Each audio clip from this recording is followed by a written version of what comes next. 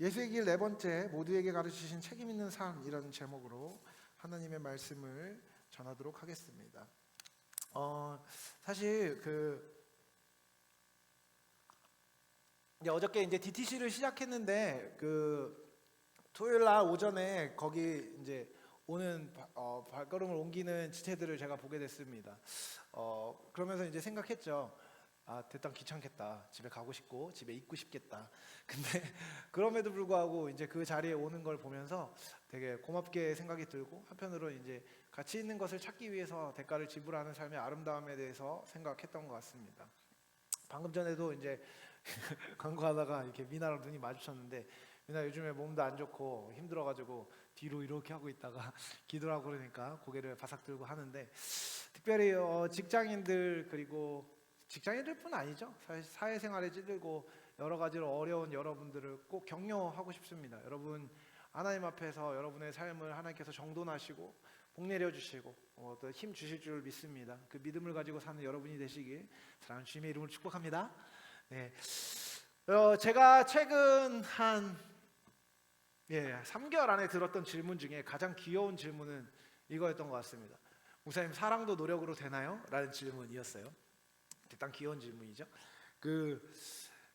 이제 그 질문 이제 약간 연애에 관련된 거긴 했는데요. 제가 그런 얘기했던 것 같아요. 어떤 나이냐에 따라 좀 다르다라고 얘기했었어요.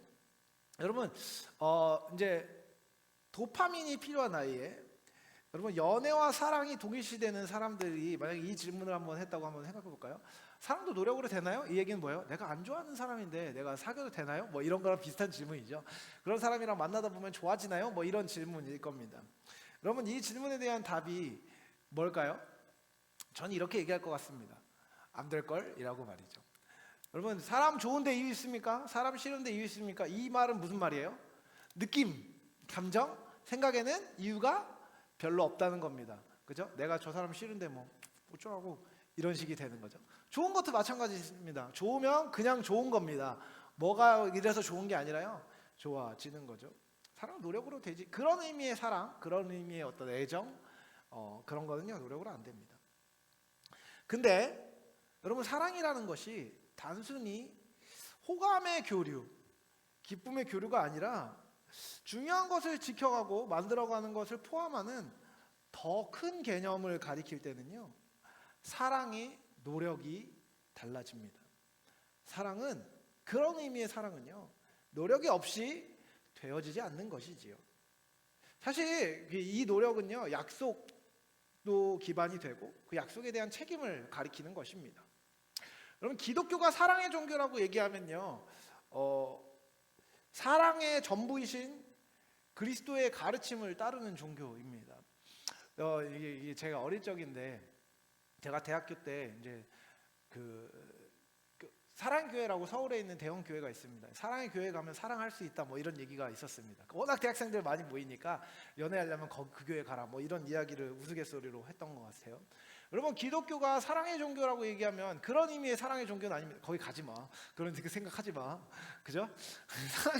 갑자기 마음이 확 안 좋아질 뻔했네요.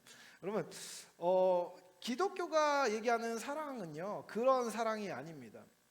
여러분, 계속해서 예수님의 길을 쫓아간다고 얘기하고 있어요. 오늘이 네 번째 시간입니다. 지난주에 이제 사역 중반 이후로 넘어가면서 했던 어떤 산상수훈 가르침에 대해서 얘기했다면, 이제 예루살렘으로 가시기 직전에 예수님이 하신 가르침들을 오늘 살펴보는 것입니다.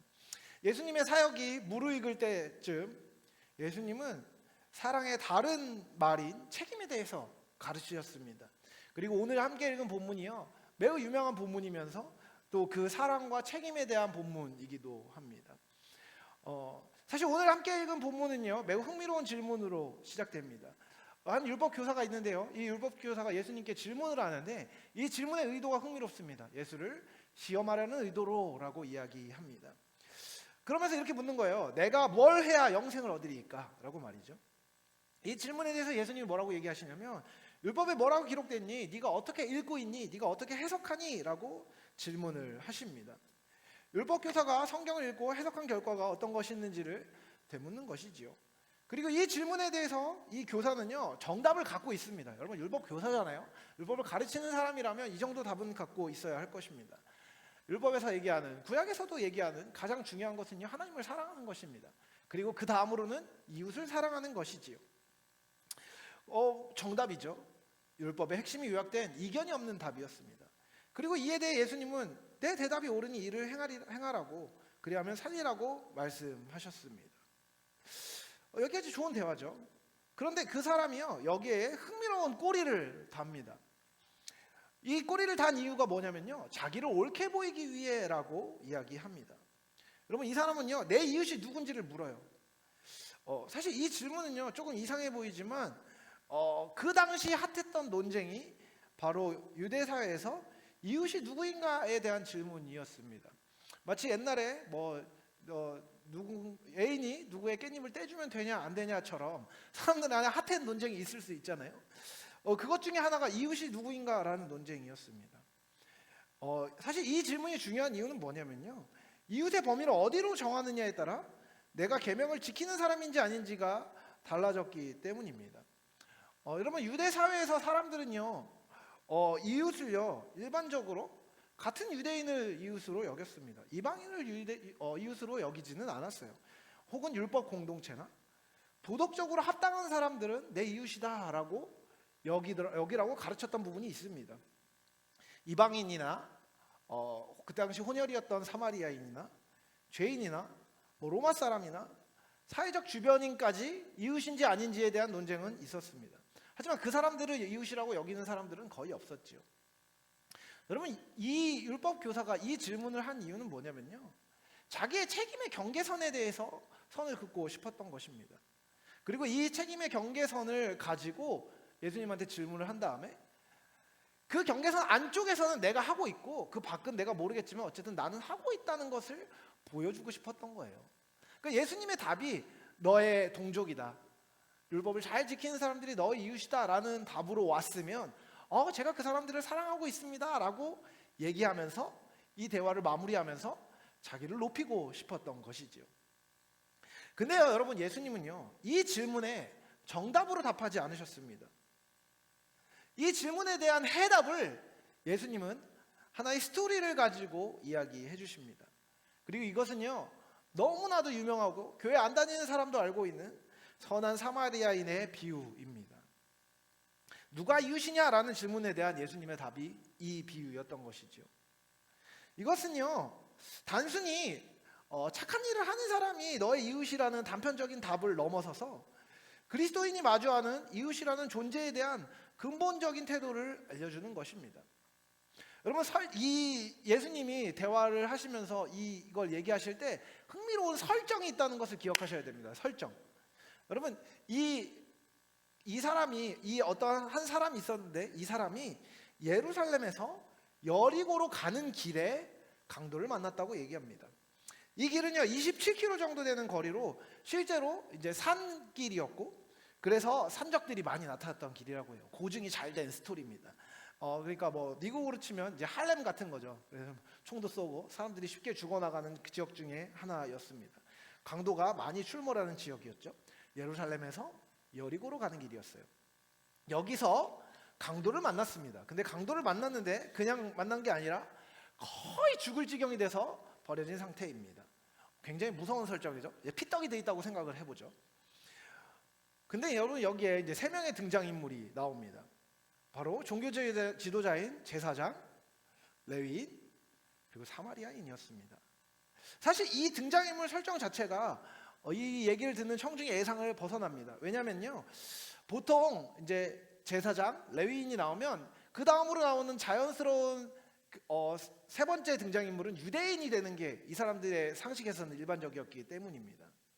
평범한 유대인이 나와야 되는 거죠. 그런데 예수님은요 사마리아인을 포함시킵니다.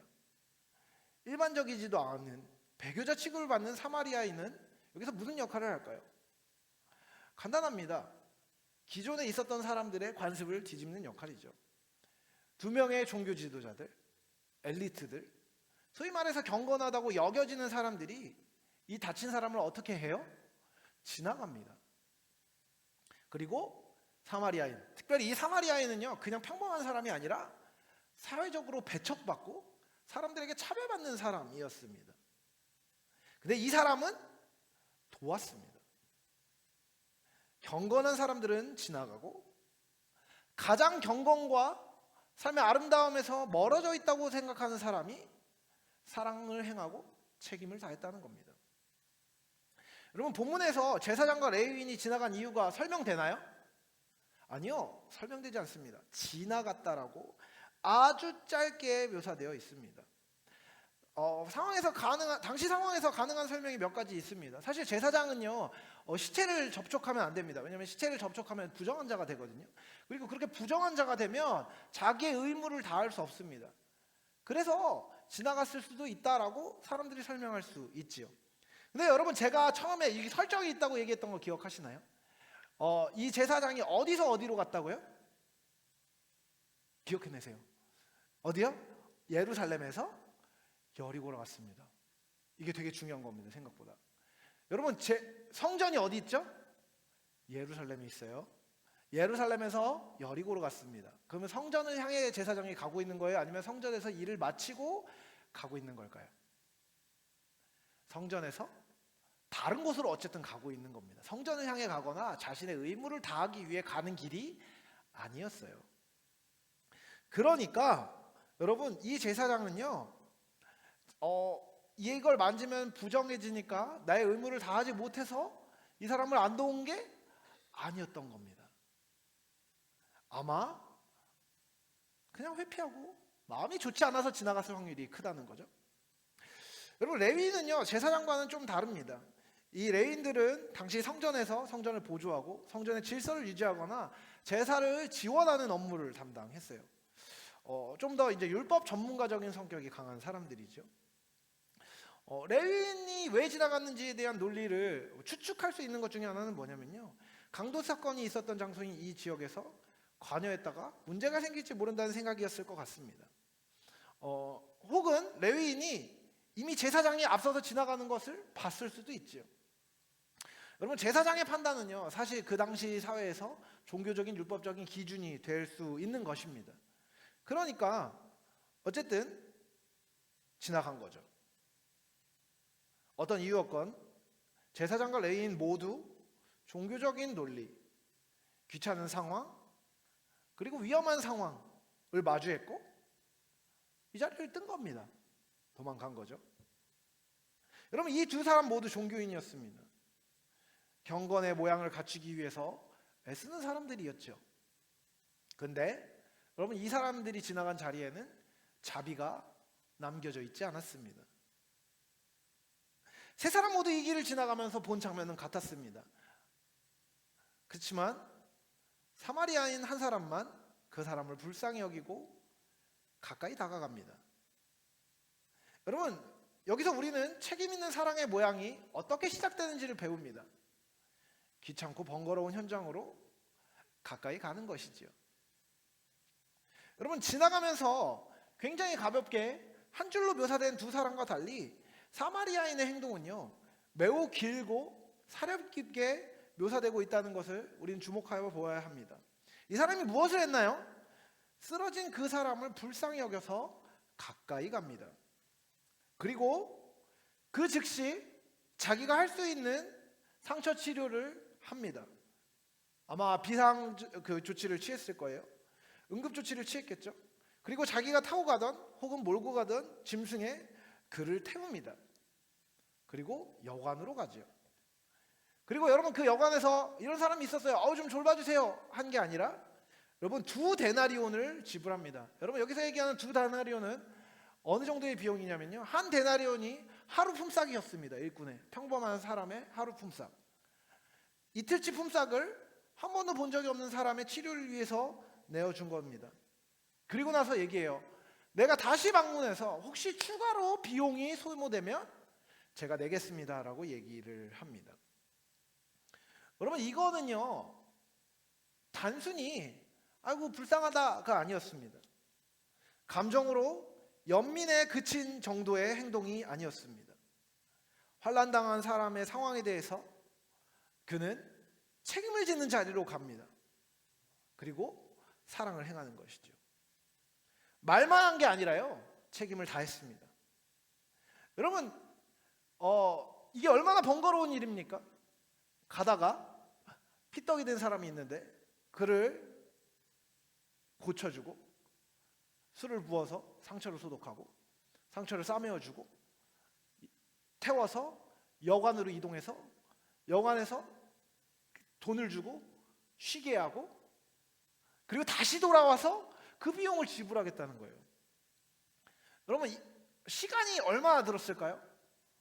진짜 많은 시간을 들인 겁니다. 여러분, 그리고 그곳에 강도가 있었다는 것을 기억하십시오. 강도가 지나간 자리였어요. 위험한 자리였습니다. 그리고요, 여러분, 비용이 들었습니다. 이틀치 품삯? 아니, 그거보다 더 들었을 확률이 크지요.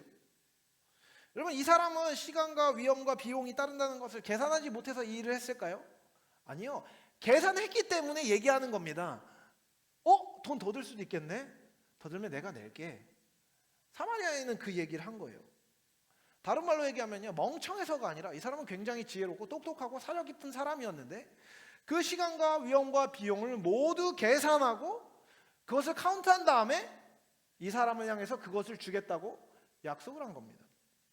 그리고 그것을 행하고 그에게 다가왔던 것이죠. 여러분, 이 비유 뒤에 예수님은 율법교사에게 다시 물으십니다.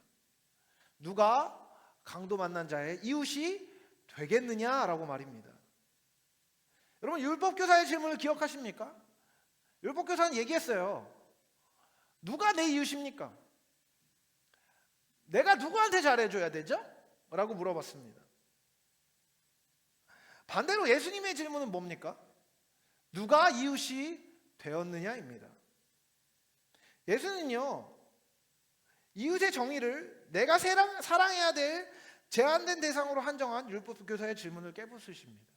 그러니까 율법교사는요, 제가 요 정도까지는 제가 잘해줄 수 있을 것 같아요 라고 얘기하는 거예요.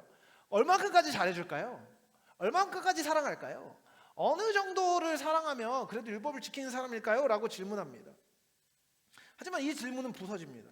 그리고 예수님은 이웃이 내가 찾아서 사랑을 베풀어줘야 하는 존재가 아니라는 것을 이야기합니다. 여러분, 이웃은요, 내가 되어주어야 하는 존재입니다. 내가 되어야 하는 존재입니다.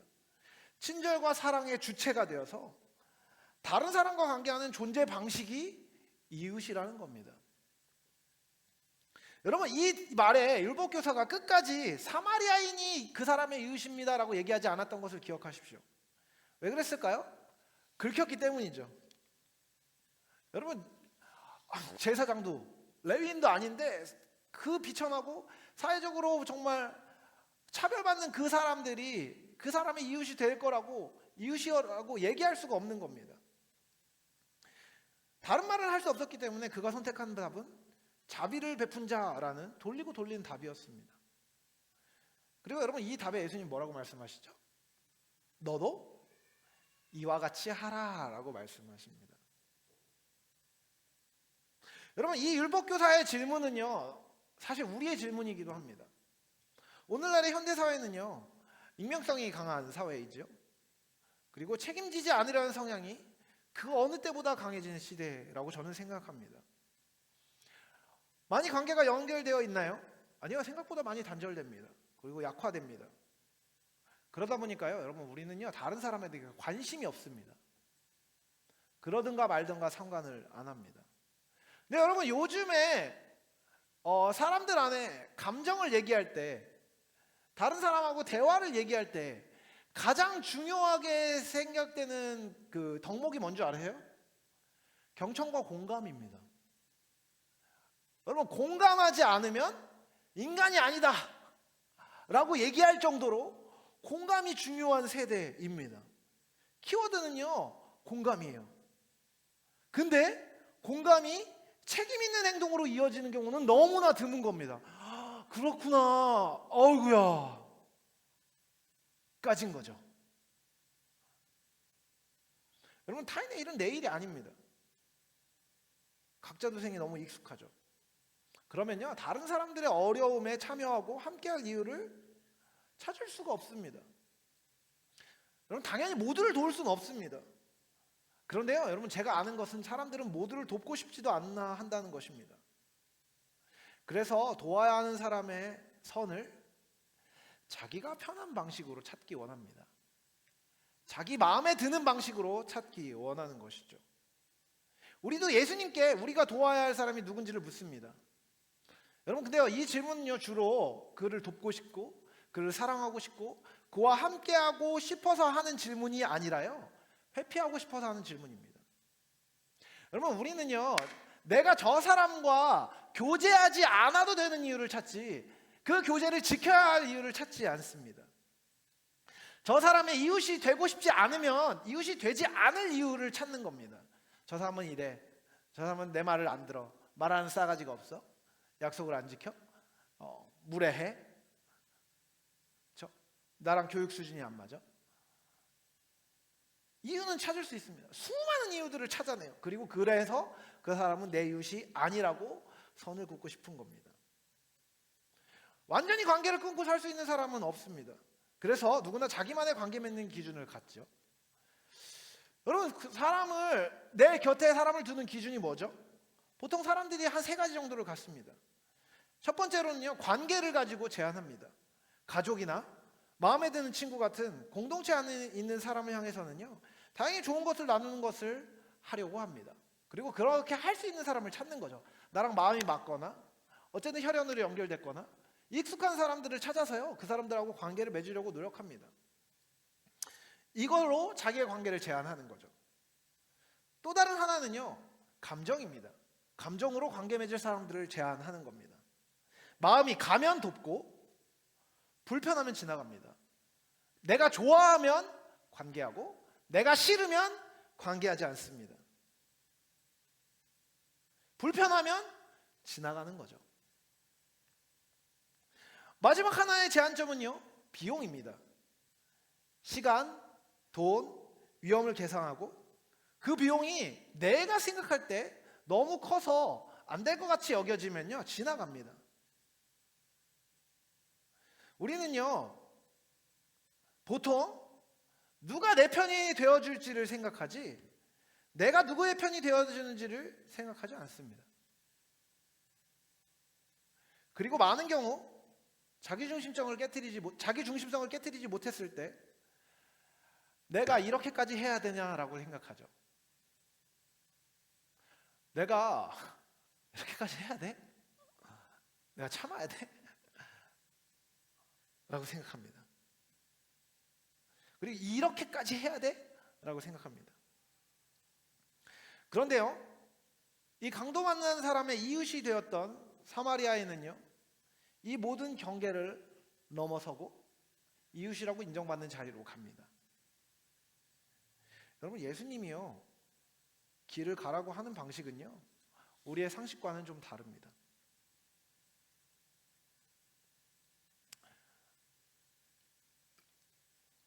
하나님의 나라는요, 여러분 사랑의 나라입니다. 너무 좋죠? 근데 여러분, 사랑의 나라는요, 사랑을 받지만 또한 사랑을 해야 하는 나라입니다. 예수님은 우리에게 어떻게 사랑의 나라를 누리게 하셨지요? 여러분 기억하십시오. 고개를 들어서 저를 보십시오. 여러분, 예수님이 여러분을 사랑하신 방식은요, 여러분을 책임지시는 방식이었습니다. 예수님은 여러분을 책임지셔요. 예수님을 배신하고 예수님을 버린 죄로 점철된 바로 그 사람을 예수님은 사랑하십니다. 여러분, 사람들은 어떤 존재입니까? 하나님의 피조물임에도 그분을 버립니다. 하나님이 우리를 지으셨다는 것을 알매도 불구하고 우리를 지으신 분께 우리는 은혜를 갚지 않습니다. 은혜를 갚을 생각조차 않지 않습니다. 그것을 우리가 전문 용어로 배은망덕이라고 얘기하죠. 여러분, 예수님의 사랑을 우리는 받은 사람들입니다. 하지만 그분의 사랑을 실시간으로 배신하죠.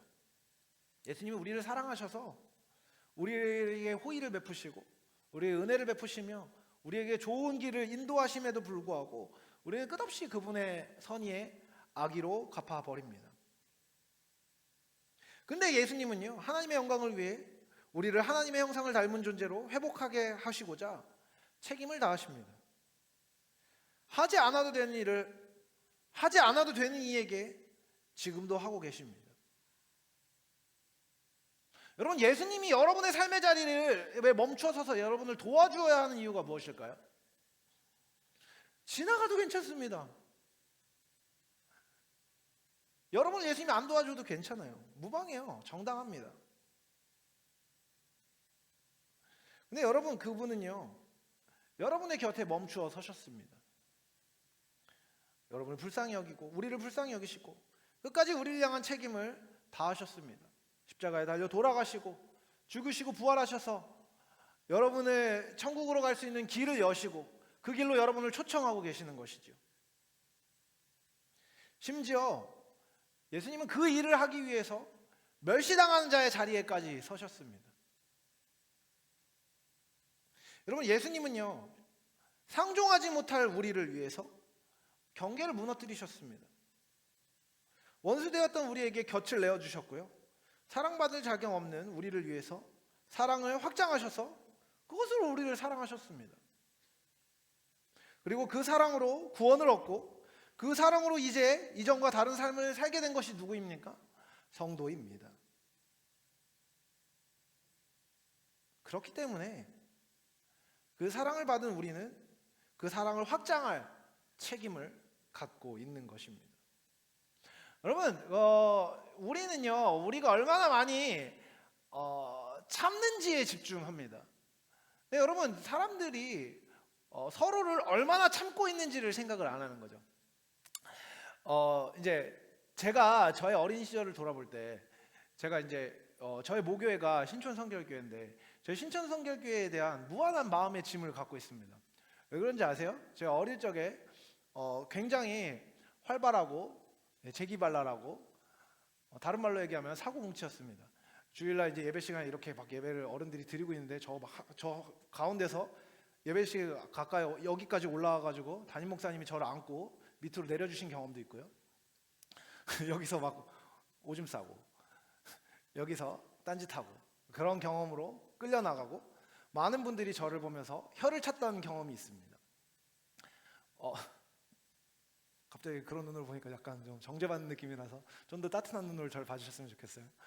그럼 저를 참아준 사람, 그리고요, 제가 얼마나 교만하고 얼마나 많이 나대고 얼마나 불편한 사람이었는지 여러분이 알면 저랑 안 놀아줄지도 모르겠습니다. 죄와 연약함, 강팍함, 자기밖에 모르고 자기만 높이고 싶은 이기적이고 관종기는 있고 여러 가지 연약함들을 갖고 있었습니다. 근데 그거를요, 저를 십수년 동안 참아준 사람들이 있었습니다. 그리고 제가 이제 사역을 나간다고 할 때 저를 축복해주고 저를 안아주고 저를 위해 지금도 기도해주고 계시고 가끔씩 저한테 연락이 오면 제가 민망할 정도입니다. 저를 참아준 사람들이 많이 있는 거죠. 네, 여러분, 제가 이제 공동체를 생활을 하면서 이제 청년들하고 있을 때 제가 청년들을 향해서 어지간하면 잘 화를 내지 않습니다. 왜냐하면 화가 잘 나지 않기 때문입니다. 여러분들이 잘해서 그런 게 아니라요, 저의 옛날 모습을 보면요, 헐 낫다 이런 생각을 많이 하는 거죠. 제가 요즘에 이제 리더들한테 그런 얘기들을 하는데 제가 요즘에 좀 확실히 감수성이 좀 떨어졌다는 생각을 합니다. 그러니까 저는 여러분을 볼 때 어지간하면 별로 거슬리지 않습니다. 근데 그러니까 이 친구와 이 친구의 사이에 있는 갈등이나 어려움에 대해서 제가 잘 이해가 안 되는 거예요. 왜냐면 제가 보기에는 다 이해가 되거든요. 그럴 법하지, 그럴 수 있지, 이런 생각을 많이 하게 됩니다. 제가 나이가 많이 들었는지 마음이 넓어진 건지 그냥 단순히 감각이 떨어진 건지는 모르겠지만 말이죠, 왜 이렇게 무뎌졌나를 생각할 때 그런 마음을 갖게 됩니다. 내가 많이 용납받았다는 것을 깊이 알다 보니까 다른 사람을 용납하는 것에 있어서 노력하지 않아도 너무 많이 용납받아서 용납을 당연히 해야 되는 걸로 여기고 있는 정도로 지금 되어진 것 같다는 생각을 해요. 여러분, 예수님은요, 여러분과 제가 자격이 있어서 여러분과 저를 받아들여 주지 않으셨습니다. 여러분, 예수님이 가르치신 하나님 나라의 백성의 삶은요, 사랑의 범위를 여러분의 능력으로 제한하는 게 아닙니다. 다른 말로 얘기하면 우리가 사랑할 수 있는 사람만 사랑하는 것은요, 기독교 신앙과 상관없는 것입니다. 사랑할 수 있는 사람은요, 여러분, 교회 안 다니는 사람, 예수 안 믿는 사람도 다 사랑합니다. 당연하죠. 여러분, 우리는요, 책임의 범위를 하나님이 원하시는 지경까지 확장해야 합니다. 여러분, 우리가 이웃입니다. 우리의 정체성이 이웃이에요. 그래서 널브러져 있는 사람, 우리를 향해 적의를 갖고 있지만 움직이지도 못하는 그 사람의 이웃이 바로 우리인 겁니다. 관심과 사랑, 책임, 동행함, 그게 우리의 몫입니다. 그 사람이 자격이 있어서가 아니라 우리가 그렇게 부름받았기 때문이죠. 여러분, 공동체의 수준은 어떤 거라고 생각하십니까? 저는 공동체와 함께하고 그리고 공동체를 세워가는 모든 일에 있어서 제가 갖고 있는 제일 중요한 기준은 이상한 사람이 마음껏 나댈 수 있는 곳이 높은 수준의 공동체라고 생각합니다. 연약한 사람이 자신의 상처를 드러내고 나 이렇게 어렵다고, 나 봐달라고, 나 힘들다고 얘기할 때 그 사람을 향해서 에너지를 쏟아줄 수 있는 공동체. 연약한 사람이 와서 여기 넘어져 있어도 그 넘어진 사람이 일으켜서 같이 예배할 수 있는 공동체. 정신적으로 어려운 사람, 성격이 이상한 사람, 모난 사람, 성숙하지 않은 사람들이 와도 되는 공동체. 그런 사람들의 이웃이 되는 공동체. 그 사람들을 사랑하기 위해서 분투하는 공동체가 높은 수준의 공동체라고 생각합니다. 아, 쟤는 왜 저래?가 아니라요, 어차피 다 그러니까 그런 사람들이 웅게둥게 모여서 예수 담으려고 노력하고 기도하는 공동체. 그 공동체가 좋은 교회 공동체라고 저는 생각합니다. 말씀을 마무리하려고 합니다. 제가 말씀 마무리 단락에 제목을 이렇게 붙여놨습니다. 지나가지 말아라 라고 말이죠. 여러분, 기억하십시오. 제사장도 레위인도요, 나쁜 사람이 아니었습니다. 그 사람들 악인이었다고 생각하지 마세요. 안 한 겁니다. 모른 척 한 거죠. 지나간 겁니다. 여러분, 근데 그 지나간 동기가 꼭 나쁜 게 아니었을 수 있습니다. 바빴을 수도 있고요, 돈 없었을 수도 있고요, 힘이 없었을 수도 있습니다. 여러분, 연약함 때문에 지나갈 수도 있습니다. 그렇지만 하나님 나라에서 지나가는 것은요, 중립이 아닙니다. 지나가지 말라고 예수님 붙드시는 거죠, 우리를. 여러분, 우리는 누구를 지나쳐 왔습니까? 누가 나를 지나쳐 갔느냐고 생각하지 마시고요, 여러분, 누구를 지나쳐 가고 계십니까? 여러분, 누구를 외면하고 있습니까? 여러분, 상처받고 어려운 가운데 있는 사람이 꼭 눈에 보이는 것 안에서 피를 철철 흘리고 있는 사람이 아닙니다. 하나님은 여러분에게 지금 누구에게 가라고 말씀하십니까? 예수님이 가르친 하나님 나라의 백성의 삶은요, 거듭 말씀드리지만 사랑할 사람, 책임질 사람의 범위를 내가 정하는 게 아닙니다. 책임의 범위를 하나님이 보시는 지경까지 확장하는 삶이지요. 오늘 우리의 삶 속에 누군가 강도 만난 사람처럼 쓰러져 있을 때, 그 사람이 아파할 때, 그 사람이 어려워할 때, 저 사람을 내가 불쌍히 여기고 싸매야 할 책임이 있는지를 여러분 물어볼 필요는 없습니다. 주께서 나로 하여금 그 사람의 이웃이 되라고 보내셨다는 것을 기억하십시오. 그리고 그 이웃됨을 지킬 수 있는지를 물으십시오. 여러분, 근데 제가 확실히 알고 있는 게 있습니다. 그 책임을 다할 능력이 우리 한 사람 한 사람에게 다 있지 않습니다. 하지만 우리에게 책임을 다하신 예수님은요, 그 책임을 끝까지 이어가기 원하는 이에게 사랑의 마음을 주실 겁니다. 헌신의 마음을 주실 겁니다. 자기를 쳐서 순종하고 복종하게 하시는 그 능력이 성령의 능력인 것입니다. 성령께서 하시는 일은요, 갑자기 여기서 막 천둥번개 빵 치고 갑자기 바람 휙 불어가지고 막 놀라운 일들이 일어나는 일도 뭐 가끔 하시는데 요즘엔 그런 일 잘 안 하십니다. 성령께서 하시는 가장 중요한 일은 여러분의 마음을, 아무리 해도 안 되는 그 마음을 사랑으로 변화시키시고 은혜로 복종시키시며 여러분의 성품을 예수 닮게 하시는 일입니다. 그 일은요, 여러분이 예수께 순복하고 여러분의 삶을 드릴 때 되어지는 것이죠.